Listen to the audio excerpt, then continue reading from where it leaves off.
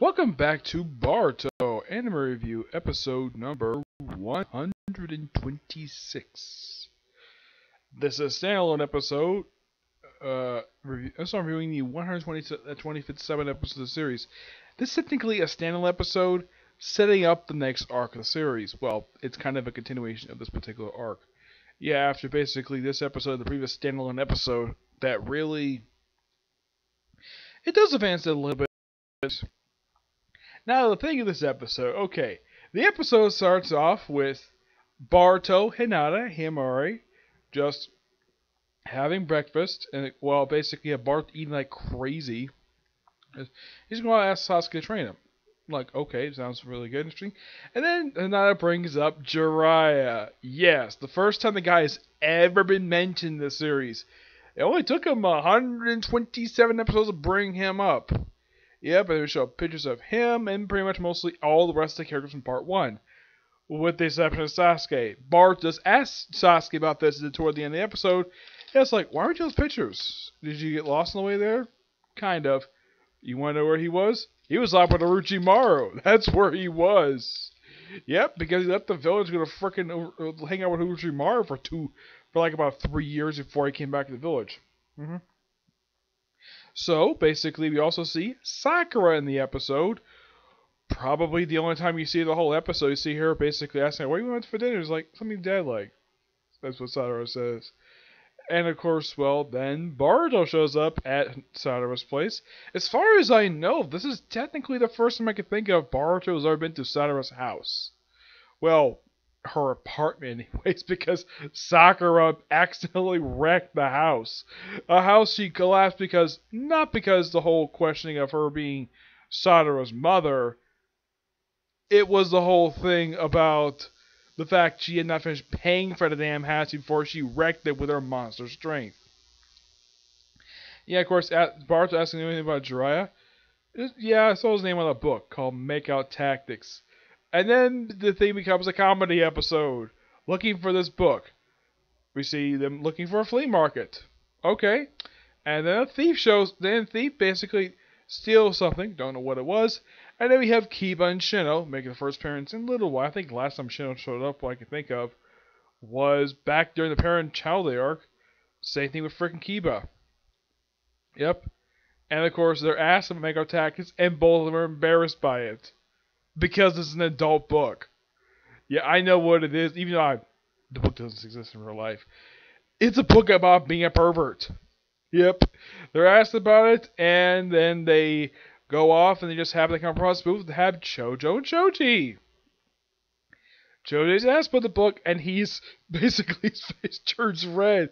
It's like, why is everybody so embarrassed about this book? Okay. And then, then we have the two guys in the parent-child, because there's a couple references to that particular arc. We have those two guys who are rivals of Choji's.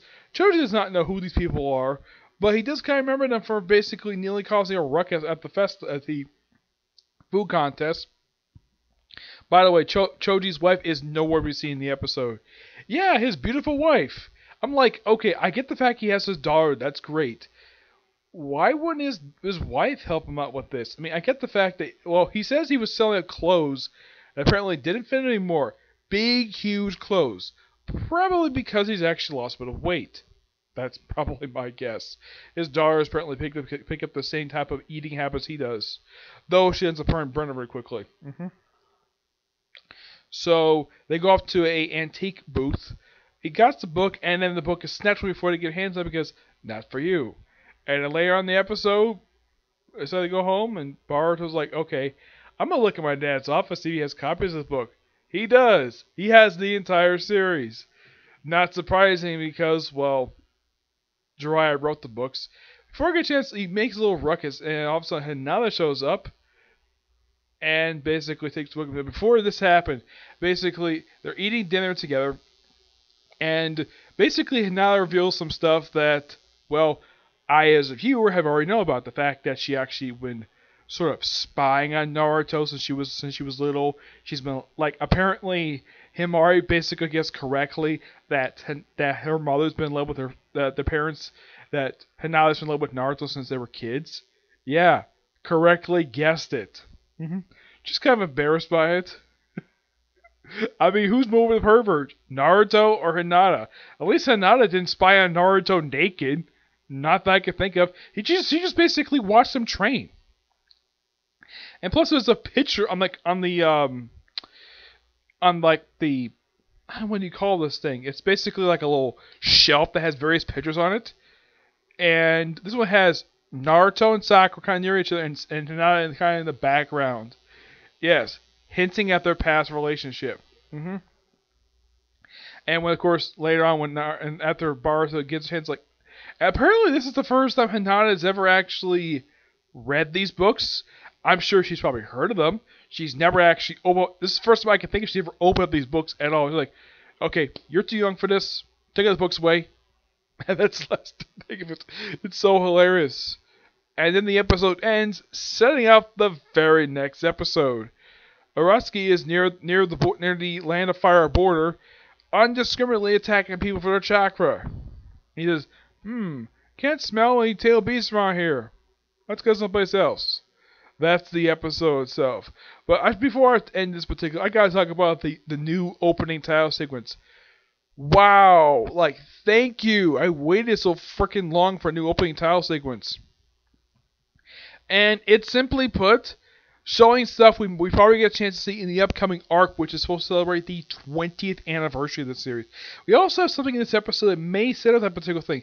There's a device, a seal thing that they found on the ocean floor. They hinted this other episode. This thing might be the thing that Boruto uses to go back in time. Now, in the images we see in the opening title sequence, we see Boruto hanging out with his dad when he was like 12 years old during part 1. Now, of course, they mentioned Tsunade in this episode. She is nowhere to be seen in this episode. Nope, nowhere to be seen. She's mentioned. There's a picture of her. There's no physical appearance of her in this whole episode. I mean, if you look at her, she only appeared in like maybe one arc the whole series. She appeared for like one episode of the Mitsuki disappearance arc. And that was the last you saw of her. Yep. And plus, I love the ending sequence as well. Basically, kind of like a card game. Various characters. One character didn't recognize who this character was. Maybe it's a new character coming up soon, but yes. Overall, this was a really good, fun episode. And it's funny that this basically turned from something interesting just to basically a comedy episode. Yeah, do something hilarious before we get back to the dark, serious stuff. Not a bad thing for the series to do, okay? So yeah, that's it for this particular review. My next review, I'm going to review the newest chapter of One Punch Man. Yep, and a Comic Corner. And then maybe, if the thing gets uploaded tonight, the final episode, Dragon Ball Super. Yep, but to the next view. Bye.